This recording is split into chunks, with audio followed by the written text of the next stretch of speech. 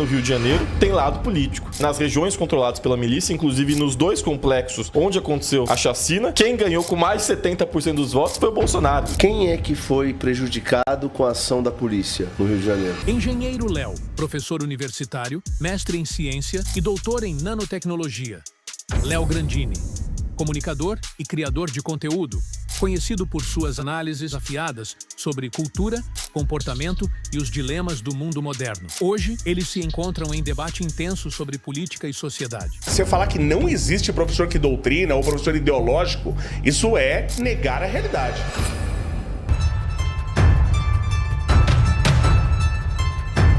A discussão é o caminho para a verdade. Sócrates. Começando do começo. Léo, Rio de Janeiro, faxina ou chacina? Vambora. Veja, Fê, não é preto no branco, né? É evidente que há prós e contras na operação. Só que, se a gente for puxar para um lado, é uma chacina. E por quê? Muito simples. Se há uma execução de um inocente, trata-se de uma chacina. Se há uma única execução. E apesar da narrativa do Estado do Rio de Janeiro de que não houve um único inocente, eles não têm como garantir isso. Portanto, é sim uma chacina. Então, veja, é evidente que o Estado do Rio de Janeiro precisa de uma atenção urgente. 40% do território carioca é controlado ou pelo Comando Vermelho, ou por milícias, ou por outras quaisquer facções criminosas. Isso é uma realidade que precisa ser vista. Agora, algumas questões que eu acho curioso. Primeiro ponto, é evidente que no momento em que estar para ser julgado um processo de corrupção contra o governador do estado do Rio de Janeiro, ele aciona uma operação do nada. Esse é o grande porém, do nada, sem planejamento, sem organização, sem diálogo com os demais órgãos do poder público, com o Ministério Público, com a Defensoria Pública, sem diálogo com o governo federal, porque o governador do estado do Rio de Janeiro mentiu quando disse que o governo federal não ajudou, não foi solicitado essa ajuda.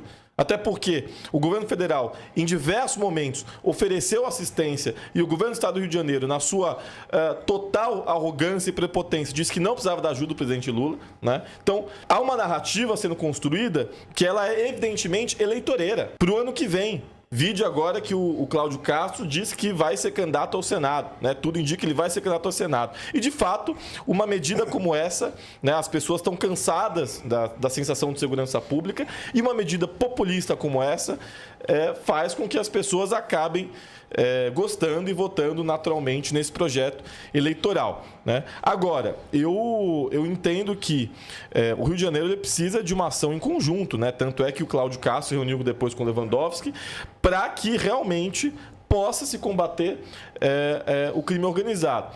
Outra questão, há também indícios, não provas, há indícios de que milicianos também estariam envolvidos nesse embate contra o Comando Vermelho. Até porque a gente sabe que a milícia no Rio de Janeiro tem lado político. Inclusive, nas regiões controladas pela milícia, inclusive nos dois complexos onde aconteceu a chacina, quem ganhou com mais de 70% dos votos foi o Bolsonaro. Então, inclusive, essa narrativa de que, poxa, morreram mais de 100 e tantos petistas. Mentira, porque essas pessoas votaram no Bolsonaro. Bolsonaro ganhou nas regiões dominadas pela milícia. Então, trata-se de uma disputa que não envolve só organização criminosa e Estado. Envolve competição entre o Comando Vermelho, entre as milícias, entre o Estado. Então, o Rio de Janeiro virou uma grande confusão. E é preciso que haja um diálogo entre todos os entes federativos a fim de que a gente resolva essa questão de uma maneira muito mais efetiva e que, de fato, a gente vá nas cabeças. Não mate sem... né, a maior parte, certamente, são traficantes, são bandidos, né? Uma minoria de pessoas inocentes. E isso vai resolver o quê? E a Faria Lima? E os políticos que estão ganhando dinheiro? E os grandes empresários que estão ganhando dinheiro? Quando que a gente vai tratar disso? Deixa eu te fazer uma outra pergunta, então. Eu já passo para o Léo, para o engenheiro Léo. Quem é que foi prejudicado com a ação da polícia no Rio de Janeiro? Quem foi prejudicado? Se houve um inocente, essa pessoa foi prejudicada. Ponto. Entendi. Legal. Por que você acha que 87% das pessoas que moram lá foram a favor da operação? Porque existe uma sensação de falta de segurança pública muito grande e essas pessoas realmente estão cansadas de estarem sob a tutela do crime organizado. E por que aquela ação na comunidade exclui uma ação na Faria Lima ou porque uma ação na Faria Lima excluiria a ação na comunidade? Por que não pode ter tudo acontecendo? Não exclui. Eu só quero dizer que ela é minúscula. Assim, ela é inútil do ponto de vista prático. Ela executou 100 pessoas, que naturalmente amanhã o crime já repôs mais 100, pegou mais 100 moleques de 15, 14 anos para repor. Então, do ponto de vista prático, ela é inútil. Esse é o meu ponto. É preciso criar uma estrutura de segurança pública a fim de que a gente combata efetivamente. Uma última pergunta. Quando um não quer, dois não briga, esse ditado é velho. Você acha, sinceramente, que aquelas 100 pessoas que morreram, elas morreram porque estavam dentro de casa se abrigando ou porque elas, de alguma maneira, estavam na rua em confronto? Não, a minha avaliação pessoal, apesar de que é preciso haver um reconhecimento, e boa parte, inclusive, dos corpos já foram identificados como de bandidos, mas, independente disso, a minha avaliação pessoal é que a maioria de lá eram bandidos. Eu não discordo disso. Eram traficantes, armados, e se tem um cara com um fuzil na mão, ele tem que ser neutralizado. Eu concordo com isso. Aí, quando você consegue fazer a apreensão, só esse ano, não sei na operação exatamente quantos foram, sei lá, 100 fuzis. Você acha que isso é inútil? Não, isso não é inútil. Então já valeu a pena a operação. Valeu a pena a apreensão dos fuzis. O que eu quero dizer é o seguinte, Fê, por que é inútil? No seguinte sentido. Morreram 100 pessoas, vamos supor, morreram 100 bandidos. Amanhã, em 24 horas, foram repostos. Tá. Foram apreendidos 100 fuzis. Amanhã foram repostos. Tá. Qual que é a solução útil? Deixar acontecer. Vamos lá. Não, qual que é a solução útil? Esses fuzis, eles não são fabricados no Brasil. Eles entram no Brasil. Isso, do Maduro.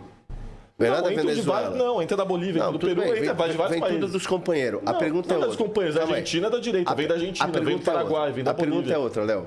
Eu não consigo entender por que uma ação... Vem da Bélgica. Dá licença. Como uma ação...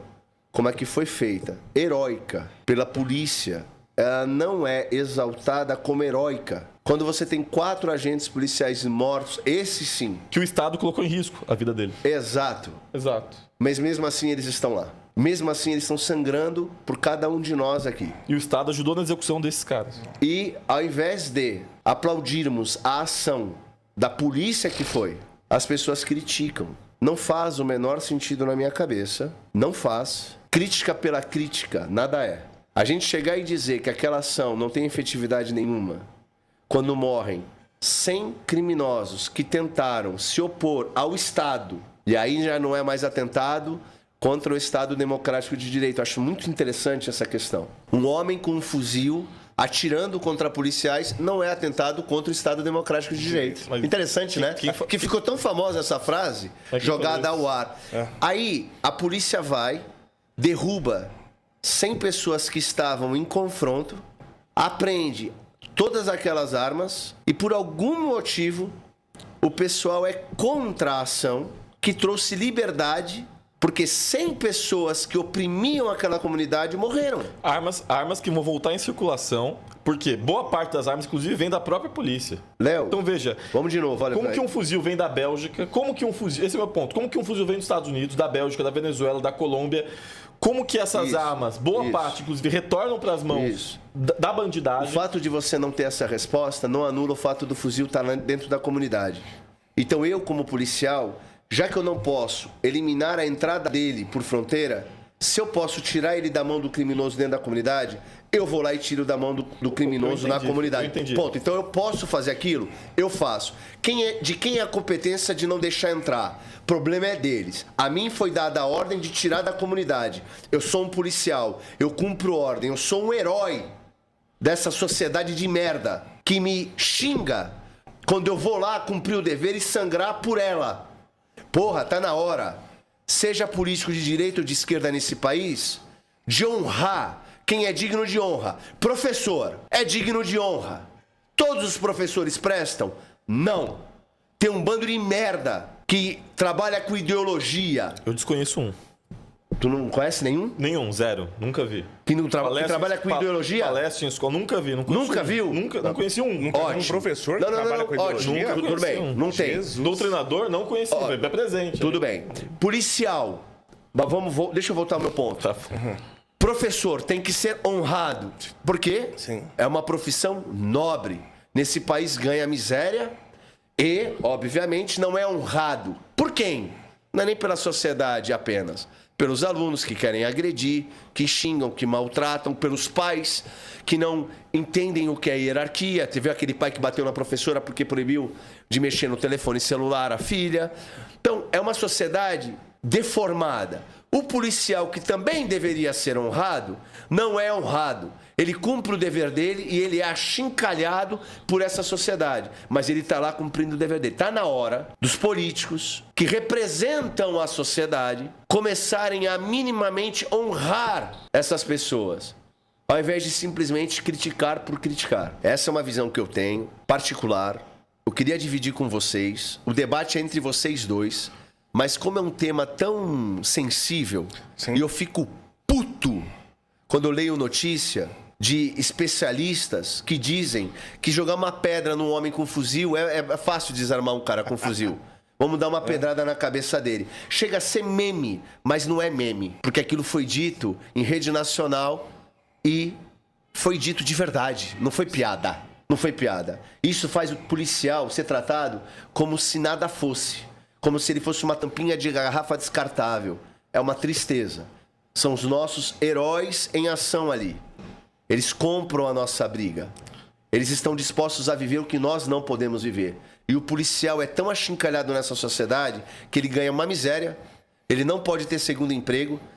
Se ele faz bico, e a maioria faz, porque é necessário, ele está na marginalidade no próprio emprego dele, que é um absurdo.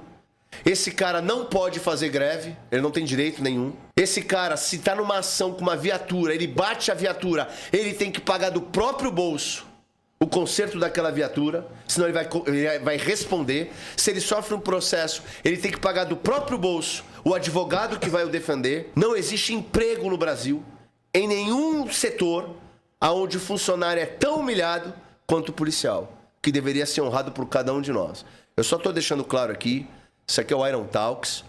Eu amo a verdade, eu busco a verdade e me dói ver, porque para mim é um desserviço quando eu vejo a imprensa ou políticos relativizando esse trabalho heróico.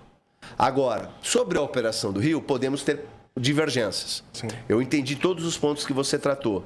Não dá para discordar de você em muitos aspectos. E é onde eu quero aqui o nosso debate franco e aberto a partir de agora. Eu não vou mais interromper, vou deixar apenas vocês dois falar. Mas eu precisava falar isso, porque a nossa audiência...